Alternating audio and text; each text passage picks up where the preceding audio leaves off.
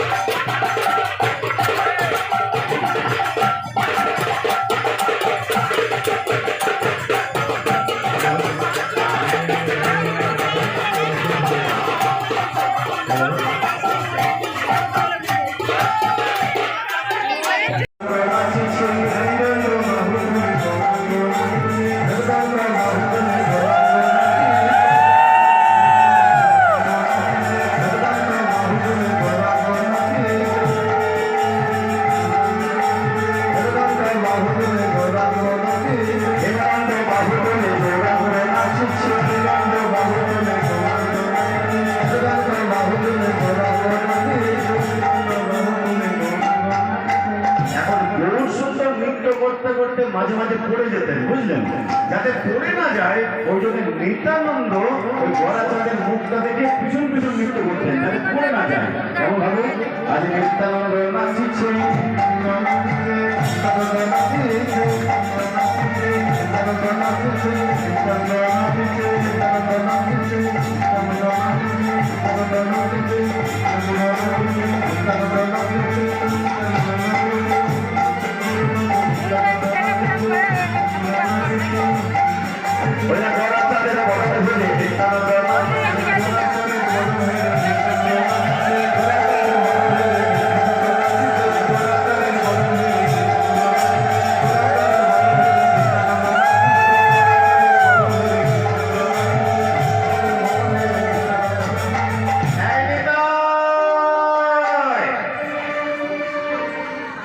চিৎকার করে উঠেছে কে না, রাসমঞ্চে সব থেকে যার বয়স বেশি ছিল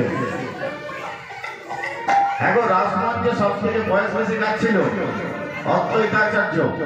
অদ্বৈতাচার্য বলছে গো নিতাই, তোদের বয়স কম, তাই ধেই ধেই করে নৃত্য করছিস, আর আমার বয়স হয়ে গেছে বলে কি ভাব হিসাবে নাচতে পারবো না? বলছো আস্তে আস্তে নাচানাচি করো না, এই বুড়ো বয়সে যদি হাড় ভেঙে যায় জোড়া লাগবে না। আমাকে বুড়ো বলবি?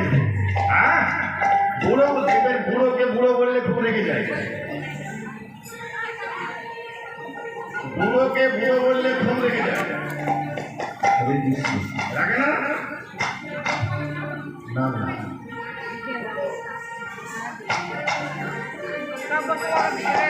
বুড়োকে বুড়ো বললে খুব রেগে যায়। ও সাবধান, অদ্বৈতাচার্য খুব রেগে গিয়েছে, একদম বুড়ো বলবে না। তবে দেখ অদ্বৈতাচার্য কেমন ভাবে নাচছে দেখুন। আজ অদ্বৈত নাচছে,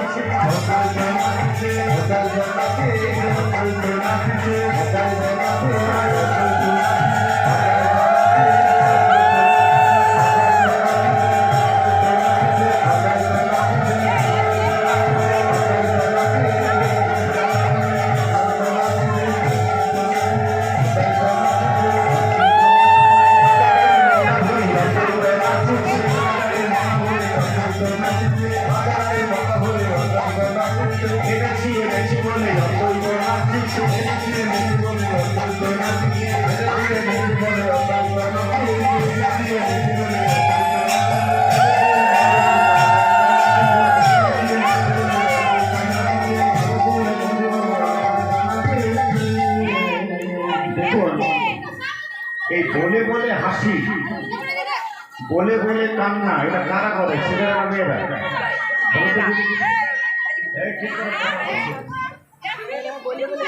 বলে বলে হাসি, বলে বলে কান্না, এটা কারা করে? ছেলেরা না মেয়েরা? হ্যাঁ, মেয়েরা। দেখবেন বাড়িতে যদি শ্বশুর মশাই মারা গেছে, সাউন্ডটা কমে যাচ্ছে, বলে হবে না আমি 2 ঘন্টায় গান শেষ করবো।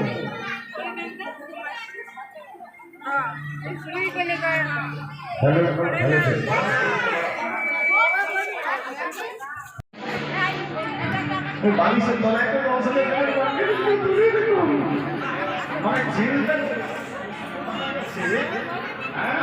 এই গান দিয়ে ওই বালিশের তলায় 10,000 টাকার বান্ডিল টাকা তুলে দেখুন, এটা সব মনে থাকে। হ্যাঁ,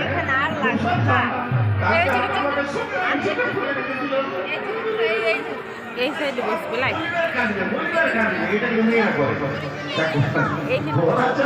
ছেলে ছিলেন পুরুষ, তিনি বলে বলে নৃত্য করছেন কেন?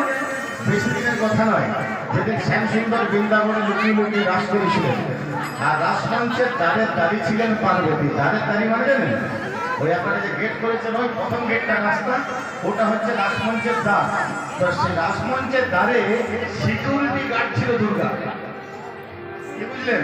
রাসমঞ্চের দ্বারে সিকিউরিটি গার্ড ছিলেন দুর্গা, বুঝেছেন? এখন কৈলাসে ভোলানাথ আর পার্বতী বসে আছে, ভোলানাথ বসে আছে একা, পার্বতীতে চলে এসেছে। এখন মহর্ষি নারদ মনে মনে ভাবছে এই মামার সাথে মামির একটা ঝগড়া লাগানো যাবে। কিরকম না, ভোলানাথ আর নারদের মধ্যে সম্পর্ক ছিল মামা আর ভাগ্নে। এই এমন নারদ বুঝেছেন কার সঙ্গে কেমন ভাবে ঝগড়া লাগাতে বেড়া সব জানেন, বুঝলেন? আর সবাইকার সামনে সবাইকে প্রেস্টিজে ফেলে, শাশুড়ির সামনে জামাইকে, শ্বশুরের সামনে বৌমাকে, ওই কেমন ভাবে প্রেস্টিজে ফেলতে বেটা সব জানে। বেশি দিনের কথা নয়, যেদিন ভোলানাথের বিয়ে হয়েছিল, আপনাদের যে ভোলানাথ হয়েছে, ভোলানাথের বিয়ে কার সাথে হয়েছিল জানেন তো? শাশুড়ির নাম কি ছিল? মেনকা। এখন নারদ মেনকার কাছে চলে গেছে বিয়ের 7 দিন আগে। মেনকাকে গিয়ে বলছে, মেনকা ভালো আছো? বলছে, বাবা বিয়ের টাকে 7 দিন দেরি আছে, আমি সব জানি, সব জানি, আমি নিমন্ত্রণ পেয়েছি, তবে একটা কথা বলতে এলাম। কি কথা? না, আমি শুনেছি তোমার মেয়ের যেদিন বিয়ে হবে সেদিন পাড়ার তোমার কোনো যা তোমার জামাইকে বরণ করবে। বলছে, হ্যাঁ সেটাই তো হয়েছে। না, ভুল করেও না। নারদ মেনকাকে বলছে ভুল করেও না। কেন না, শুনে রাখো, মেয়ের যখন বিয়ে হয়, মেয়ের মা যদি জামাইকে বরণ করে সেই বিয়েটা সুখের হয়। আচ্ছা, আমি বরণ করবো? বলছে, হ্যাঁ তুমি করবো। আমি করবো, ভালো কথা, আমি বরণটা করবো। এবারে নারদ যেতে গিয়ে আমার ভীষণ বলেছে, ভীষণ ধরে বলছে, তবে সাবধানে যেও। চিন্তা করে যান, প্রথমে বলছে তুমি বরণ করবে, আবার পরে বলছে সাবধানে যেও। কেন সাবধানে কেন যাবো না, তোমার যে জামাইটি তার কাছে তিনখানা থাকে। কি থাকে তিনখানা বলুন? হ্যাঁ, তিনখানা থাকে, একটা মাথায়, একটা গলায়, একটা কোমরে, তিনখানা থাকে, বুঝলেন? ওই তুমি যখন তোমার জামাইকে বরণ করবে, আর ওই তোমার জামাইয়ের মাথায় যেটি থাকে সেটি যদি তোমার মাথায় 100 বল দিয়ে দেয়, তাহলে নিতাই গৌর হরি বল, একদিকে তোমার মেয়ের শ্বশুরবাড়ি যাত্রা, একদিকে তোমার শ্মশান যাত্রা। খুব সাবধানে ছিল। তখন মেনকা বলছে নারদ, খালি উপায় বলছে, উপায় একটা আছে, শুনে রাখো, কারো বলবে না, কাজটা তুমি করবে। কি কাজ না, সাপ ঈশ্বরী গাছের মূলের গন্ধ সহ্য করতে পারে না। তুমি এক কাজ করবে, বরণডালাতে গোটা 5 এই ছোট ছোট ঈশ্বরী মূল নিয়ে যাও, বুঝলেন? বরণডালাতে এই গোটা 5 ঈশ্বরী মূল নিয়ে যাও, তাহলে সাপ তোমাকে ছবল মারবে না। ভালো কথা, খুব সুন্দর আনন্দের কথা। বিয়ের দিন উপস্থিত, তোমরা আজকে ভোলানাথের বিয়ে।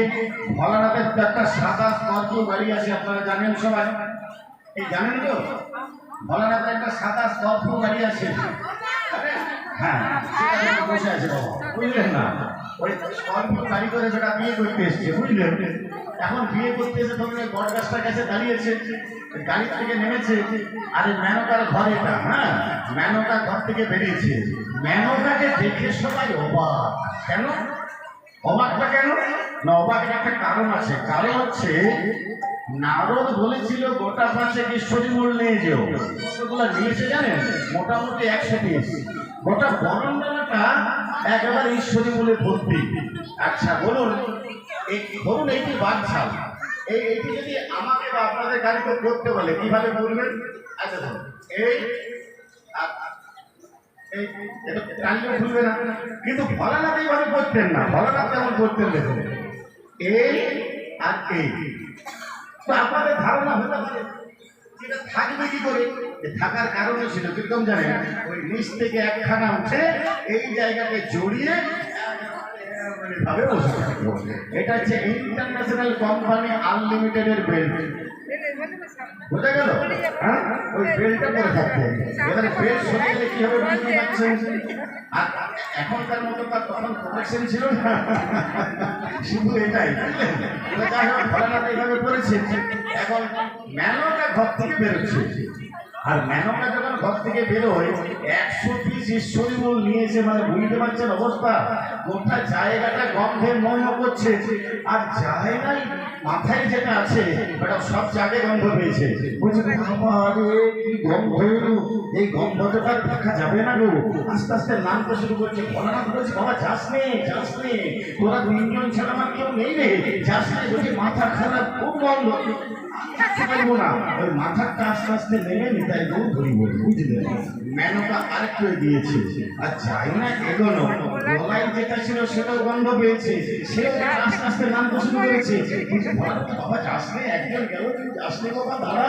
বলে মাথা খারাপ, খুব গন্ধ, থাকা যাচ্ছে না, সেটাও নেমে পালিয়েছে। এইবারে যখন আরেকটু সামনে এসেছে, বুঝতে পারছেন অবস্থা, এটা আস্তে আস্তে ঢিলা হতে শুরু হয়েছে, বুঝলেন?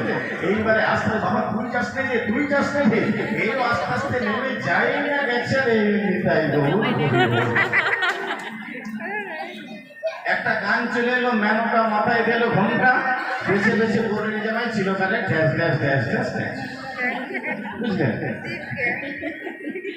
এই নারদ এরকম জিনিস, বুঝলেন? দেখছে ভোলানাথের সাথে পার্বতীর একটা ঝগড়া লাগানো যাবে। এখন সোজা ভোলানাথকে গিয়ে বলছে, মামা কি হয়েছে ভাগ্নে? আচ্ছা জানো তুমি মামি কোথায়? বলছে মামি এখানেই আছে। না মামি এখানে নেই, তাহলে কোথায় গেছে? না শ্যাম সুন্দর বৃন্দাবনে লুকিয়ে লুকিয়ে রাস করছে, সেখানে গেছে রাজ দর্শন করতে। তাই নাকি? হ্যাঁ, তাহলে আমিও যাবো রাজ দর্শন করতে। যা চলে যা। এই ভোলানাথকে বলে দিয়ে নারদ কেটে পড়েছে, বুঝলেন? এবারে ভোলানাথ মনে মনে চিন্তা করছে রাসমঞ্চে যেতে হবে। এখন ধরুন রাসমঞ্চের দ্বারের আগে আকাশ বিমান পথে নেমেছে। এবারে নেমে পড়ে দেখছে দ্বারে নিজের বউ আছে। নিজের বউ যদি দ্বারে থাকে কোনো চিন্তা নাই, মনের আনন্দে পড়তে পারতে ঠিক ঢুকে যাবো। এখন ভোলানাথ মনের আনন্দে ওই রাসমঞ্চে ঢুকতে যাবে, আর পার্বতী বলছে কি ব্যাপার এখানে কেন এসছো? যাও এখানে ঘুরে যাও। বলছে কেন? বলছে এখানে এক বই দ্বিতীয় পুরুষের অধিকার নাই। ভোলানাথ শুনেছে উল্টো, ভোলানাথ শুনেছে তুমি পুরুষই নাও। তো কেউ কোন স্ত্রী যদি তার স্বামীকে বলে তুমি পুরুষই নাও, রাগ হবে না বলুন? হবে কি না? রাগ হবে। আমি হলে তো মেরে নাক ফাটিয়ে দেবো। তবে কাছে দেখে করে বললাম আগের বলার ক্ষমতা ছিল না।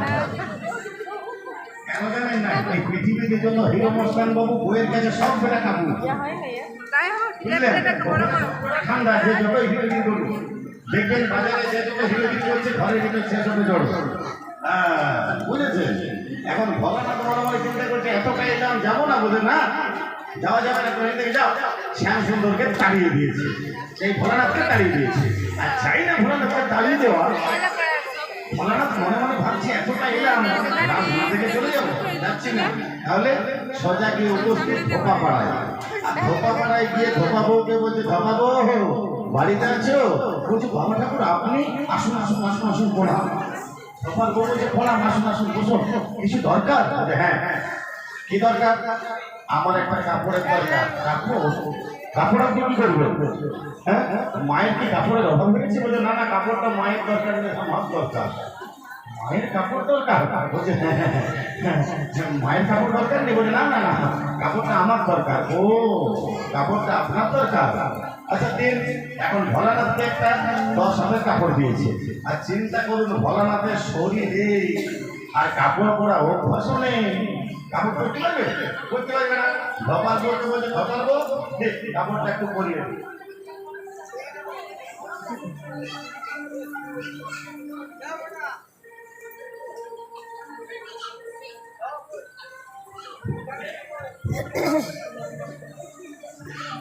ভোলানাথকে কোনো রকমের কাপড়টা পরিয়ে দিয়েছে। আর অন্য বলতে গোপীরা যখন রাজমঞ্চে ঢুকেছে তাদের পিছন পিছন চুপ করে রাজমঞ্চে ঢুকে পড়েছে। কেমন দেখছে?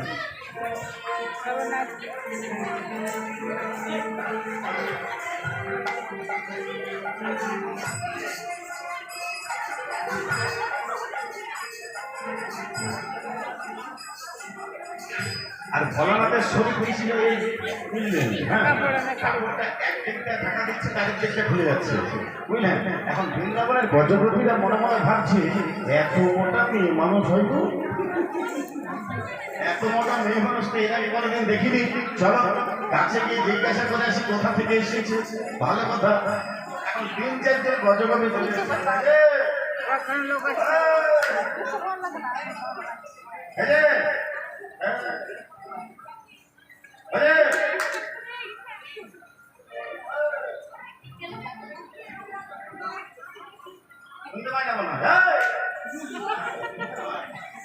তোমার নাম কি? মনে মনে চিন্তা করছেন নাম বললি তো ধরা পড়ে যাবো।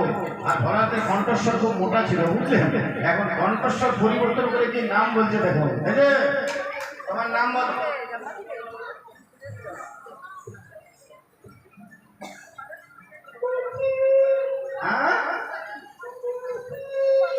তোমার নাম গোপী? বাহ, খুব মিষ্টি নাম গো। দমন করা বাবা গোপী।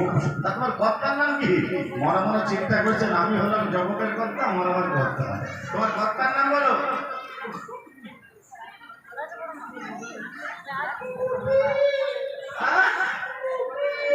তোমার নাম গোপী, তোমার কর্তার নাম গোপী?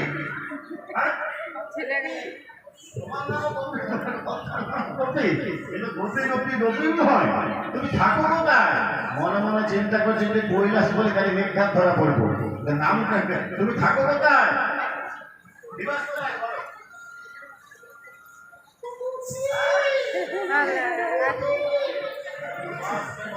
তোমার নাম গোপী, তোমার কর্তার নাম গোপী, তুমি যেখানটায় থাকো সেটাও গোপী। এই তো গোপী গোপী গোবিন্দময়। দূর থেকে শ্যাম সুন্দর সব লক্ষ্য করছে। শ্যাম সুন্দর কাছে এসে বলছে গজগোপী তোমরা যাও, তোমরা যাও। ফোনটা করো, এখানে কেন এসেছো? তুমি জানো না তোমার এখানে অধিকার নেই? কেন না, যেহেতু তুমি মরণ গ্রহণ করেছো সেই জন্য এখানে তোমার অধিকার নেই। তখন বলছে প্রভু তাহলে আমি কোনোদিন রাজমঞ্চে অধিকার পাবো না? পাবে পাবে, তবে আজ নয়, কবে জানো? যেদিনে নদী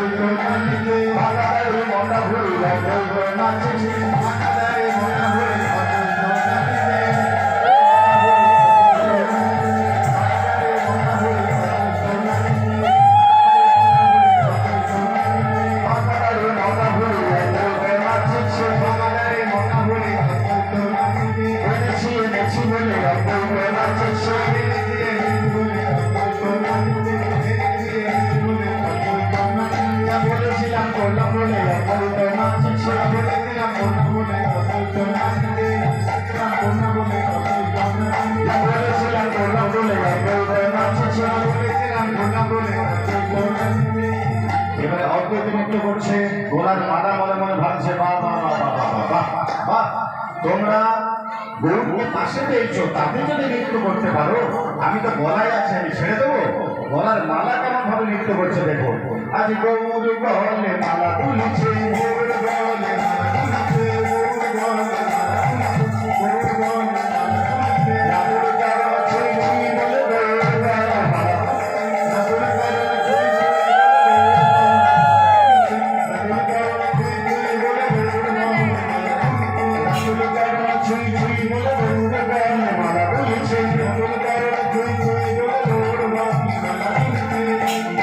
আচ্ছা বলুন দেখি মায়েরা, কোন ভক্তে সে যদি প্রকৃত ভক্ত হয়, সে ভগবানের কোন জায়গাটা চায় বলুন? গোটা শরীরের মধ্যে চরণ, হ্যাঁ, তো চরণের নুপুর করা মানে ভাবছে বাবা, তোমরা গৌর সুন্দরকে পাশে পেয়েছো, গলায় পেয়েছো, তাতে যদি নৃত্য করতে পারো, আমি তো চরণ পেয়েছি, আমি ছেড়ে দেবো না। চরণের নুপুর কেমন ভাবে নৃত্য করছে দেখো। কিবা চরণেতে বাজে নুপুর, চরণেতে বাজে নুপুর, চরণেতে বাজে নুপুর, চরণেতে বাজে নুপুর, গুণধন বলে গুণধন বলে, কিবা চরণেতে বাজে নুপুর, গুণধন বলে